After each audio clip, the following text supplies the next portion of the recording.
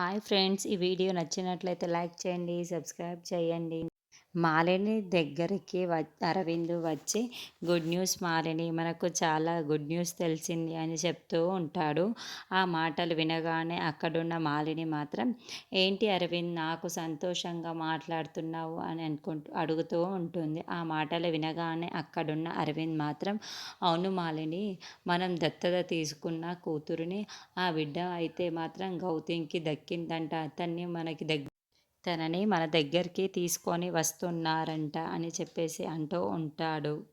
ఆ మాటలు వినగానే అక్కడున్న వసుంధర దేవి మాత్రం, ఏంటి పాపని తీసుకొని వస్తున్నారా, వాడా అని అనుకుంటూ ఉంటుంది. ఇంతలో అక్కడున్న మాలిని మాత్రం చాలా సంతోషిస్తూ ఉంటుంది. ఏంటి నా పాప నా దగ్గరికి వచ్చేస్తుందా అని చెప్పేసి అనుకుంటూ ఉంటుంది. ఇంతలో అక్కడున్న అరవింద్ మాత్రం, అవును, గౌతమ్ ఇప్పుడే ఫోన్ చేశాడు. ఏ క్షణంలోనైనా మన పాప మన దగ్గరికి రావచ్చు అని చెప్పేసి అంటూ ఉంటాడు. ఆ మాటలు వినగానే అక్కడున్న మాలిని మాత్రం, నాకు డౌటే అని చెప్పేసి అంటూ ఉంటుంది. ఇంతలో అరవింద్ మాత్రం, ఏ క్షణంలోనైనా గౌతమ్ ఇక్కడికి పాపను తీసుకొని రావచ్చు. నువ్వైతే రెడీగా ఉండు మాలిని అని చెప్పేసి అంటూ ఉంటాడు. ఆ మాటలు వినగానే అక్కడున్న మాలిని మాత్రం, సరే చూద్దాం అనేసి అనుకుంటూ ఉంటుంది.